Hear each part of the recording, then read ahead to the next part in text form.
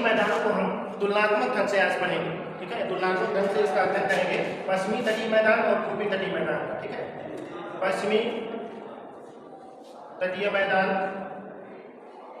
पश्चिमी तटीय मैदान और पूर्वी तटीय मैदान।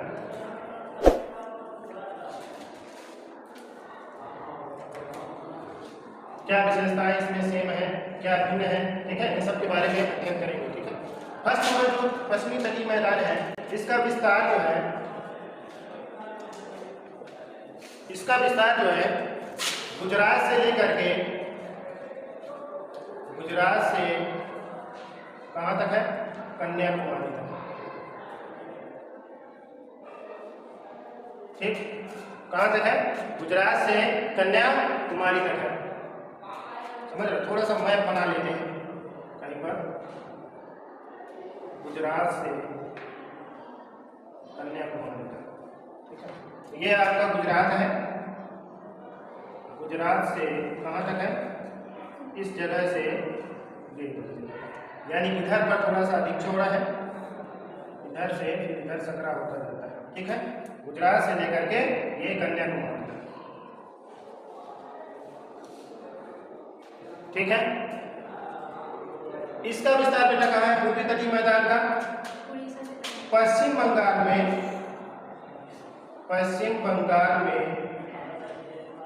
गंगा के मुहाने से कहाँ तक है, कन्याकुमारी तक, कन्याकुमारी तक,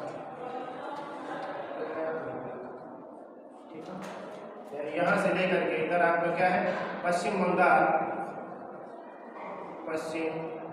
से लेकर कहाँ तक, कन्याकुमारी। ये मैदान जो है इसकी अपेक्षाकृत थोड़ा अधिक चौड़ा है, ठीक है।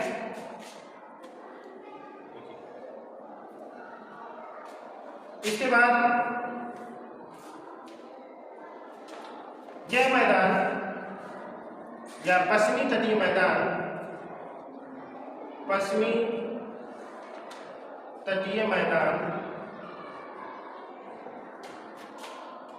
की जो औसत चौड़ाई है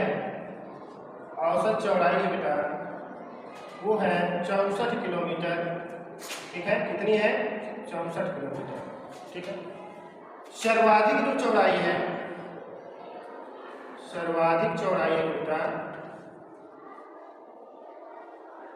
वो है 80 किलोमीटर। अब वो कहाँ है, गुजरात से लेकर के दमन दीव तक, ठीक है। दमन दीव तक आपका जो है इसकी सर्वाधिक चौड़ाई है 80 किलोमीटर, ठीक है। गुजरात से लेकर के दमन दीव तक इसकी चौड़ाई कितनी है, 80 किलोमीटर, ठीक है। यह कह सकते हैं कि गुजरात से लेकर के नर्मदा तथा ताप्ती के मुहाने तक, ठीक है, नर्मदा तथा ताप्ती के मुहाने तक जो इसकी चौड़ाई है वो सर्वाधिक है 80 किलोमीटर, ठीक है। फिर दमन से लेकर के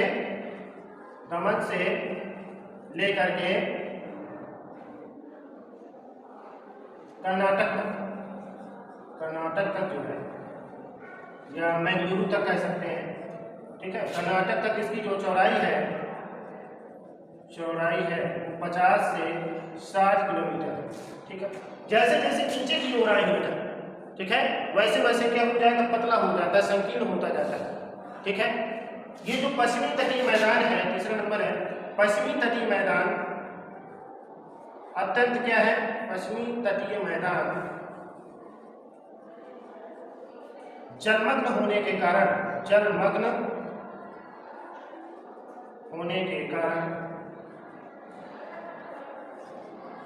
अत्यंत सकरा है,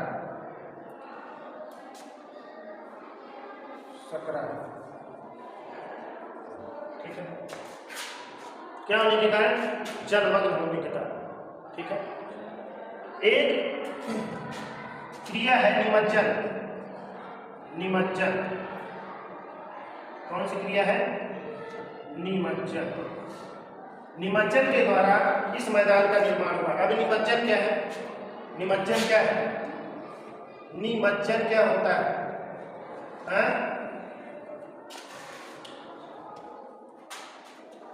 जब कोई स्थलखंड, मान लो ये स्थलखंड है, ठीक है। पहले यहाँ पर जल नहीं था, ठीक है। मान लीजिए कोई स्थलखंड है, यहाँ पर जल नहीं था, यहाँ समुद्र है, यहाँ नहीं था, ठीक है। और कुछ भूगर्भीय घटनाओं के कारण यह जल स्तर उठ करके ऊपर तक आ गया और यह स्थलखंड डूब गया, ठीक है। और यह स्थलखंड क्या हो गया? डूब गया। इस प्रक्रिया को निमज्जन कहा जाता है। क्या कहा जाता है? निमज्जन। तो इस मैदान का जो निर्माण हुआ है वह निमज्जन क्रिया के कारण हुआ है, ठीक है। समझ में आई बात? यह मैदान क्या है? जलमग्न होने के कारण अत्यंत सकरा है, ठीक है। और क्या है इसका विस्तार? अब देखिए थोड़ा सा इसके आगे, इस मैदान के पूर्वी ढाल में जो नदियां बहती हैं, ठीक है। इस मैदान के, ये मैदान है आपका जो इधर की तरफ जैसे नर्मदा और ताप्ती नदियां बहती हैं, है ना। ये किसका निर्माण करती है? एस्चुरी का निर्माण करती है।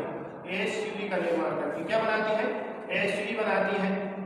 जबकि देखो यानी पूर्व से पश्चिम की तरफ बहने वाली जो नदियां हैं, ठीक है, पूर्व से पश्चिम की तरफ बहने वाली नदियां हैं वो क्या बनाती है? एस्चुरी बनाती है। इनका जैसे उदाहरण है आपका साबरमती नदी, साबरमती, माही नदी, नर्मदा नदी और तापी नदी, पेरियार नदी, ये क्या है? ये सब इधर की तरफ यानी पूर्व से पश्चिम की तरफ बहने वाली नदियां, ठीक है। और ये क्या करती है? एस्चुरी बनाती है। तो एस्चुरी क्या होता है? एस्चुरी कोई बता सकता है? नहीं बता सकता, ठीक है। एक मिनट देखते हैं, ऊपर यहाँ देखते हैं। देखिए एस्चुरी जो है हमने बताया था जो पश्चिमी मैदान है, पश्चिमी तटीय मैदान पूर्वी तटीय मैदान की अपेक्षाकृत अधिक ऊंचा है ना। जब पूर्वी घाट पर्वत और पश्चिमी घाट पर्वत बताया गया ना, तो बताया गया ना कि पश्चिमी घाट जो है, पश्चिमी घाट के जो पर्वत है वो ज्यादा, पश्चिमी घाट ज्यादा ऊंचा है ना। जिस कारण से जो वहां से नदियां गिरती हैं कुछ इस तरह की अवस्था में आती है, ऊंचाई से नीचे ऐसे ढाल में आती है ना, और वह सीधे समुद्र में आकर के गिर जाती है ना। समझ में आई बात? और पूर्वी ढाल है, पूर्वी तरफ का जो मैदान है, पूर्वी तटीय मैदान है वो क्या है? समतल है, ज्यादा जो है उसमें ढाल नहीं है, ठीक है। यानी ढाल कम हो जाता है, इधर ऊंचाई इधर आते आते ढाल कम हो जाता है। क्या हो जाता है? ढाल जो है कुछ कम हो जाता है, या कह सकते हैं इस स्तर में आ जाता है। तो थोड़ा सा ढाल धीरे धीरे आकर के नदियां क्या होती हैं? इस तरह कई शाखाओं में बढ़ जाती है समुद्र में जाते समय, और इधर उधर मलबा एकत्र कर देते हैं, ठीक है। तो हमारा ये जो है ये शंकु के आकार का डेल्टा का बन जाता है। क्या बन जाता है? डेल्टा बन जाता है। समझ में आई बात? समझ में आई बात? एस्चुरी और डेल्टा क्या है? एस्चुरी क्या होता है? अधिक ऊंचाई से जब गिरता है, अधिक ऊंचाई से कोई नदी आती है, ढाल तीव्र होने के कारण वो क्या होता है? समुद्र में जाकर के और डायरेक्ट उसमें जो मलबा उलबा है सब बह जाता है, वो एकत्र नहीं हो पाता है। जो अवसाद होते हैं नदियों के वो एकत्रित नहीं हो पाते एक जगह पर, ठीक है। वो होता है एस्चुरी, ठीक है।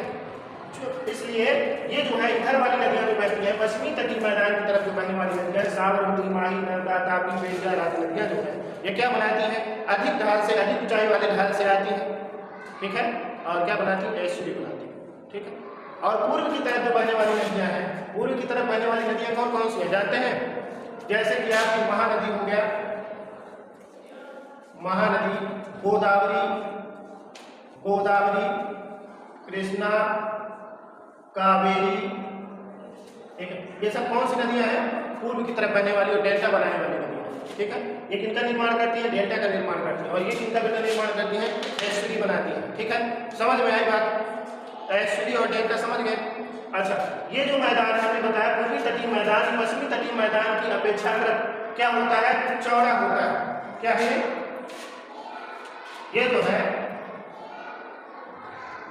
पश्चिमी मैदान की तुलना में अधिक चौड़ा, यानी इसकी जो चौड़ाई है बेटा वो है आपकी औसतन 100 से लेकर के 100 से 130 किलोमीटर के बीच है, ठीक है। कितनी है इस मैदान की चौड़ाई? 100 से 130 किलोमीटर के बीच है। और इसका मुख्य कारण क्या है? डेल्टा, ठीक है। जहां जहां पर नदियों ने डेल्टा बनाया है, समझ में आई बात? जहां जहां पर जैसे उड़ीसा में बनाया गया है डेल्टा, ठीक है, जहां जहां पर नदियां डेल्टा बनाई है उन जगहों के मैदान अधिक चौड़े हैं, ठीक है। देखिए अब एक चीज और है, एक मिनट इसको इरेज करते हैं थोड़ा सा, ऊपर वाला हटा दें।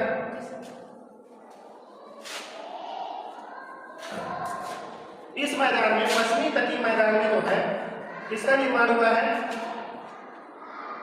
बंदरगाहों का या प्राकृतिक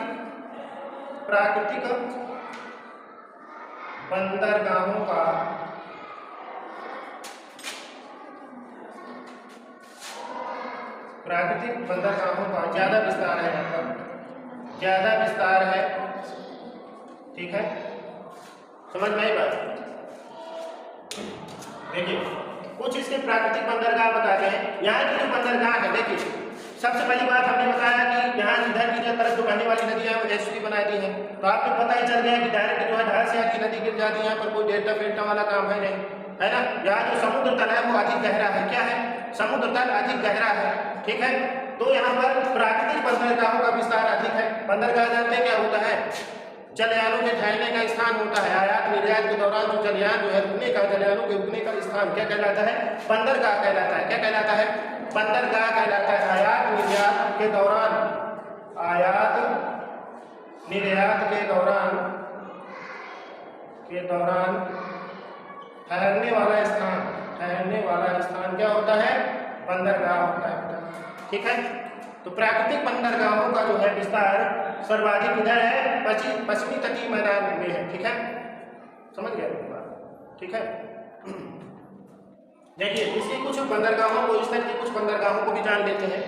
कुछ प्रमुख बंदरगाह जो हैं कौन कौन से हैं? पश्चिमी तटीय मैदान के जो प्रमुख बंदरगाह है बेटा, प्रमुख बंदरगाह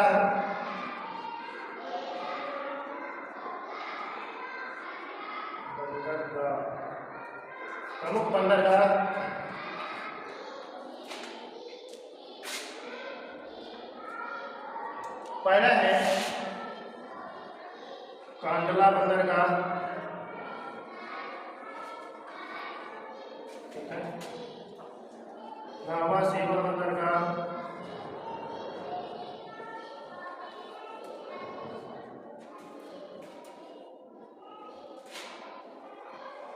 तीसरा है मारमा गांव बंदरगाह,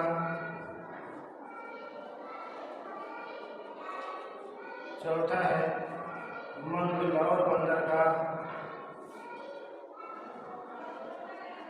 पांचवा है आपका कोची बंदरगाह,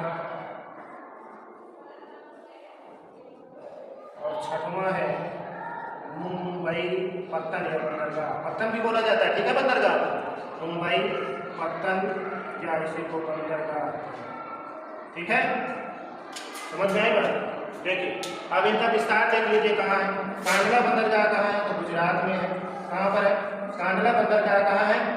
गुजरात में है। और नावा सेवा बंदरगाह कहाँ है? महाराष्ट्र में है।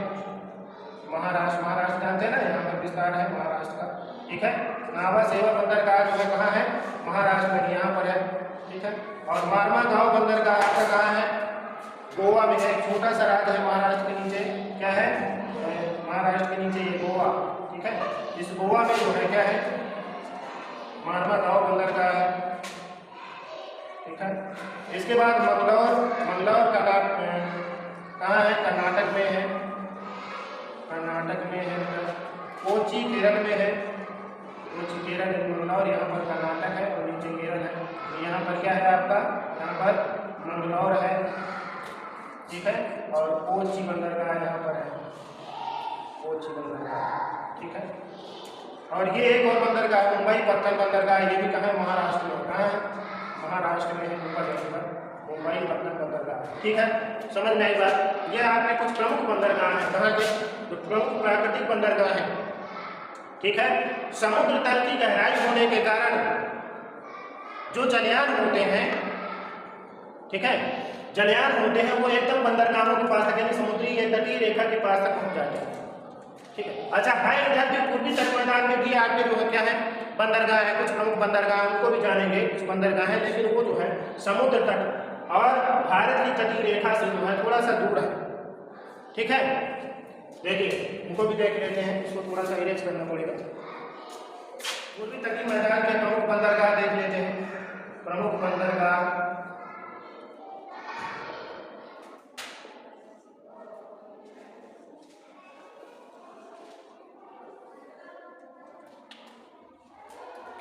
पहला है कोलकाता, पारादीप, और तीसरा है विशाखापत्तनम, और चौथा है कोच्चि, चेन्नई बंदरगाह, चेन्नई बंदरगाह। ठीक है, ये कुछ प्रमुख बंदरगाह है। ठीक है, कहाँ ये पूर्वी तटीय मैदान के। ठीक है, ये बंदरगाह जो आपका है कोलकाता, ये कहाँ है? पश्चिम बंगाल में। ठीक है, पश्चिम बंगाल में। और ये पारादीप कहाँ है आपका? उड़ीसा में है। ठीक है, विशाखापट्टनम कहाँ है? AP यानी आंध्र प्रदेश में है। और ये चेन्नई बंदरगाह तमिलनाडु में। कहाँ पर है? तमिलनाडु में। ये कुछ प्रमुख बंदरगाह हैं जिनको आप नोट कर लीजिएगा। ठीक है, कोलकाता, अब देखिए ये पारादीप जो है, पारादीप बंदरगाह और कोलकाता विशाखापट्टनम, यानी कि पारादीप का जो विस्तार है ये कोलकाता से पारादीप यानी जाएंगे अगर हम किधर दक्षिण की तरफ, दक्षिण जाएंगे जब पारादीप की तरफ, तो 210 समुद्री मील दूर है। समुद्री मील दूर है, 210 समुद्री मील दूर है पारादीप यानी कोलकाता से। ठीक है, और यदि इधर से आते हैं विशाखापट्टनम की तरफ से ऊपर की ओर, यानी उत्तर से दक्षिण से उत्तर की ओर चलते हैं, इधर आते हैं पारादीप, तो 260 समुद्री मील है। ठीक है, 260 समुद्री मील है। कौन? ये पारादीप। समझ में आ गए? कहाँ से? कोलकाता से, कोलकाता से, और इधर विशाखापट्टनम से, विशाखापट्टनम से। ठीक है, कौन? पारादीप। समझ में आई? यदि हम कोलकाता से किधर आते हैं, पारादीप आते हैं, तो 210 समुद्री मील है। और विशाखापट्टनम से अगर आते हैं, कहाँ आते हैं? पारादीप, तो 260 समुद्री मील है। हाँ, बस यही तो बताना है कि समुद्री मील क्या होता है। ठीक है, देखिए समुद्री मील, इसको इरेज कर दें। एक समुद्री मील बराबर होता है, एक समुद्री मील बराबर होता है 1.852 किलोमीटर। समझ में आई बात? हाँ, जैसे कि 1 किलोमीटर बराबर 1000 मीटर होता है ना, उसी प्रकार एक समुद्री मील बराबर होता है 1.852 किलोमीटर। ठीक है, समझ में आई बात? नोट कर लीजिए इसको। और एक पॉइंट है, यह बहुत इंपॉर्टेंट पॉइंट है, इसको नोट कर लीजिएगा। यह अक्षांश रेखा के 1 मिनट के बराबर होता है। अभी आप बता रहे हैं 1 मिनट के बराबर होता है। माने ना 8 डिग्री 4 मिनट उत्तरी अक्षांश से लेकर के, है ना? तो डिग्री तो जानते हैं लेकिन मिनट नहीं जानते थे। आप जानते थे है मिनट क्यों लिखा जाता है? तो समझ में आया भैया? अक्षांश रेखा के, यह अक्षांश रेखा एक मिनट, अक्षांश रेखा के 1 मिनट के बराबर होता है। ठीक है, यह अक्षांश रेखा के, यहाँ पे के लिखे, अक्षांश रेखा के 1 मिनट के बराबर होता है। कौन? 1 समुद्री मील। हाँ, अब इसको थोड़ा सा समझा दें यहाँ पर। ठीक है, देखिए जैसे मान लीजिए भारत का विस्तार आपसे पूछ लिया गया है ना, भारत का अक्षांशीय तथा देशांतरी विस्तार बताइए, तो आप बताते हैं कि 8 डिग्री 4 मिनट, है ना? उत्तरी अक्षांश से लेकर के, उत्तरी अक्षांश बताते हैं ना, यहाँ तक 8 डिग्री तो जानते हैं कि 4 मिनट क्या होता है ना? तो ये हमने देखा कि 1 मिनट इसका यहाँ बताया गया ना कि 1 मिनट के बराबर होता है, तो 1 मिनट इसका हो जाएगा 1.852 किलोमीटर। देखो समझ में आ रहा है ना?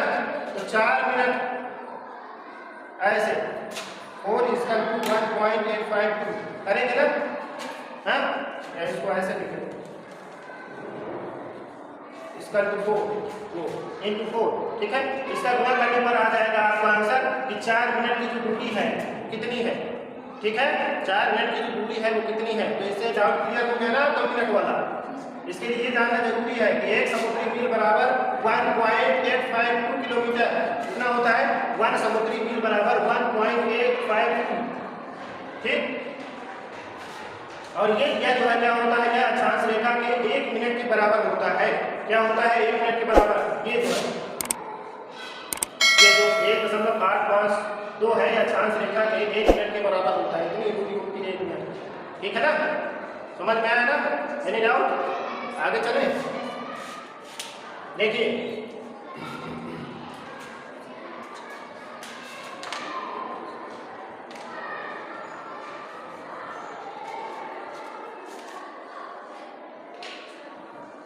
हटाइए इसको।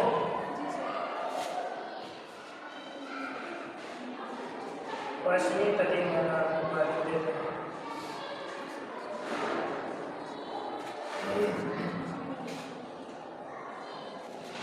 इधर जो है अगला पॉइंट है, कौन सा पॉइंट था? 5 हो गए थे कि 6 हो गए थे? 7 हो गए थे, कोई भी पॉइंट 4 हो गए थे। इधर क्या होता है, पश्चिमी घाट की तरफ जो है लैगून झीलों का निर्माण होता है, ठीक है, लैगून झीलों का निर्माण होता है। लैगून झील या अनूप झील इसी को कहा जाता है, ठीक है, अनूप झील। लैगून झील को अनूप झील के नाम से जाना जाता है, ठीक है। अब ये लैगून झील क्या है?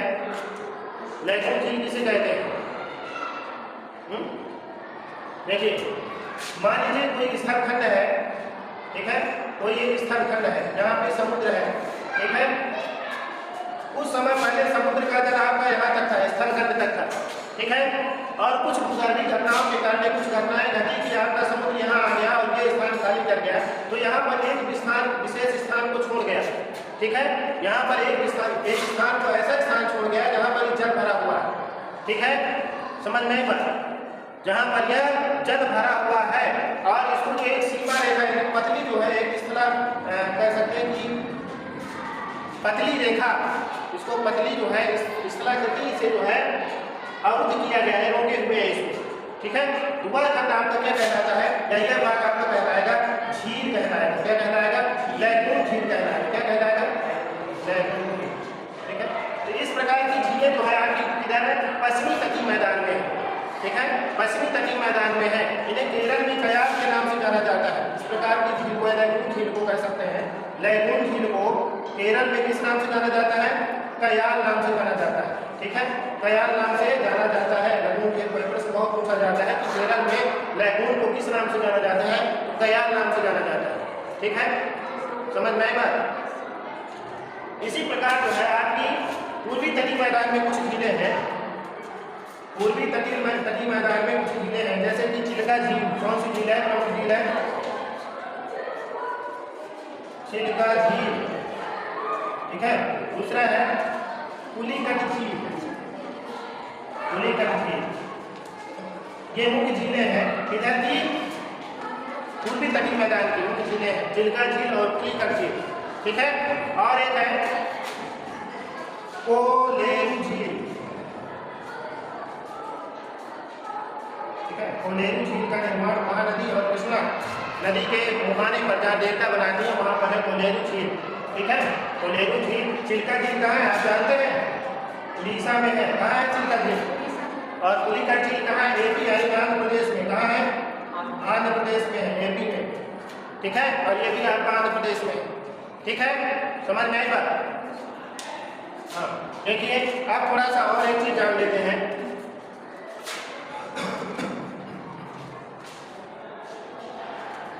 इसको हटा दें, वर्गीकरण अभी देखना शेष है, इसके बाद चैप्टर वाला खत्म करते हैं। पूर्वी तटीय मैदान और वो पश्चिमी तटीय मैदान और पूर्वी तटीय मैदान का जो है वर्गीकरण देख लेते हैं। हाँ हाँ, कोलेरू झील ये भी एपी में, आंध्र प्रदेश, ठीक है। यह आपका वर्गीकरण है, दोनों का वर्गीकरण कर लेते हैं। देखिए फर्स्ट नंबर है तरात का मैदान।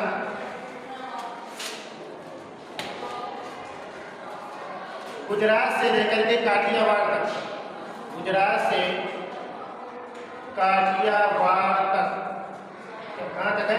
गुजरात से काठियावाड़ तक इसमें किताब है। दूसरा नंबर है, थोड़ा सा ये किताब है, दूसरा नंबर है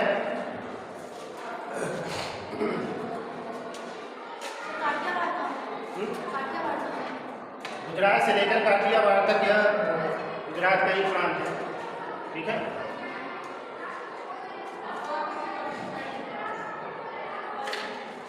दूसरा नंबर है कोंकण तट। कोंकण तट कोंकण तट का विस्तार जो है दमन से कहाँ तक है, गोवा तक है, गोवा तक है। तीसरा नंबर है कन्नड़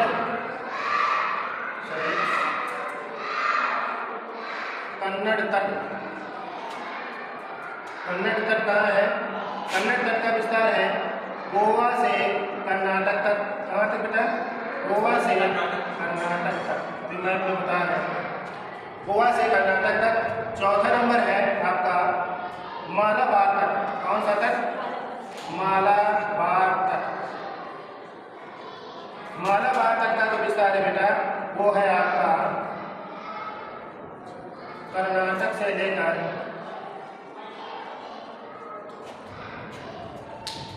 कन्याकुमारी तक, कन्याकुमारी तक। नोट करिए, नोट करिए इसको। गोवा से लेकर कर्नाटक के मंगलुरु तक है, ठीक है इसका विस्तार, इसका कन्नड़ तट का, और मालाबार तट का मंगलुरु से लेकर के कन्याकुमारी तक। नोट करिए, नोट करिए। देखिए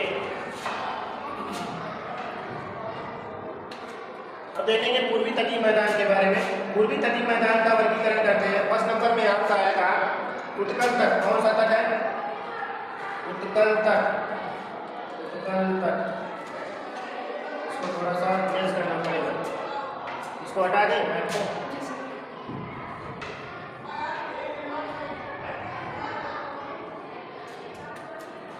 इसका विस्तार है महानदी, महानदी से चिल्का तक, चिल्का झील तक, चिल्का झील है यहाँ पर, चिल्का तक, ठीक है। उत्कल तट का विस्तार है। दूसरा नंबर है आपका, दूसरा नंबर है आंध्र तट। आंध्र तट का विस्तार है चिल्का से, चिल्का से पुलिकट, पुलिकट तक, पुलिकट, ठीक है। चिल्का से आंध्र प्रदेश तक पुलिकट झील तक है, ठीक है। इसका विस्तार कहाँ तक है, पुलिकट तक है। गोदावरी डेल्टा और कोलेरू डेल्टा उसी तट पर है, ठीक है। गोदावरी डेल्टा, गोदावरी नदी का डेल्टा, और कोलेरू डेल्टा उसी तट पर है, ठीक है। अगला नंबर है आपका तीसरा नंबर है, तीसरा नंबर है आपका कोरोमंडल तट। कोरोमंडल तट, कोरोमंडल तट जो है आपका पुलिकट से, पुलिकट से तमिल तक, तमिलनाडु, तमिलनाडु, ठीक है। यह आपका कोरोमंडल तट है, ठीक है। प्राय जो है एक चीज जान लीजिए कि उस उत्कल तट और आंध्र तट मिलकर ही क्या कहलाते हैं, उत्तरी सरकार तट कहलाते हैं, ठीक है। उत्तरी सरकार तट कहलाते हैं, ये चीज आप समझ लीजिए, ठीक है। उत्तरी सरकार तट का विस्तार है उत्कल तट, और आंध्र प्रदेश आंध्र तट दोनों तट मिलकर के क्या बनाते हैं, उत्तरी सरकार तट कहलाते हैं, ठीक है। समझ में आए बेटा। उत्कल तट आपका महानदी से लेकर चिल्का तक है, तो आंध्र तट आपका चिल्का से लेकर के, चिल्का जी उड़ीसा में है, उड़ीसा लेकर के आंध्र प्रदेश पुलिकट तक है, ठीक है।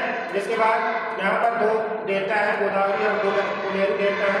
कोरोमंडल तट पुलिकट से तमिलनाडु, यहाँ पर एक डेल्टा है, इसका कावेरी नदी का डेल्टा, कावेरी नदी का डेल्टा, कावेरी डेल्टा, ठीक है, तमिलनाडु में, ठीक है। तमिलनाडु में है कावेरी डेल्टा, यहाँ पर तमिलनाडु में है, ठीक है। कावेरी डेल्टा कोरोमंडल तक पुलिकट से तमिलनाडु तक का क्षेत्र कोरोमंडल तक कहलाता है, ठीक है। समझ में आई बात। तो इसका वर्गीकरण समझ लिया आपने, पश्चिमी तटीय मैदान और पूर्वी तटीय मैदान का, ठीक है। एक बात फिर से देख लेते हैं, पश्चिमी तटीय मैदान का जो वर्गीकरण है वो करार मैदान फर्स्ट नंबर में आपको गुजरात से काठियावाड़ तक है। दूसरे नंबर में कोकर मैदान जो है कोकर तक है, वो दमन से गोवा तक है, दमन आपका क्या है महाराष्ट्र से गोवा तक कह सकते हैं, ठीक है। तीसरा आपका कन्नड़ तक है, कन्नड़ तक गोवा से मंगलुरु या कर्नाटक तक है, ठीक है। और चौथा नंबर है मालाबार तक, जो कर्नाटक से लेकर के कन्याकुमारी तक है, ठीक है। अगला जो है आपका पूर्वी तटीय मैदान जो है प्रथम उत्कल तक, जो महानदी से चिल्का झील तक है, ठीक है। इसके बाद आंध्र तट है जो चिल्का से पुलिकट यानी यहाँ से चिल्का की उड़ीसा से आंध्र प्रदेश, ठीक है, चिल्का से पुलिकट झील तक है, यहाँ 2 डेल्टा है, गोदावरी तथा कोलेरू डेल्टा, ठीक है। इसके बाद आपका कोरोमंडल तक कहाँ से कहाँ तक है, पुलिकट से तमिलनाडु तक, ठीक है। उत्कल तट और आंध्र तट यानी दोनों के संयुक्त रूप को क्या कह सकते हैं, उत्तरी सरकार तट कह सकते हैं, ठीक है। तो ये रही आपकी कुछ सामान्य जानकारियाँ तटीय मैदानों के बारे में, ठीक है। समझ में आई बात? यदि वीडियो चैनल को सब्सक्राइब करेंगे तथा वीडियो को शेयर करेंगे। धन्यवाद।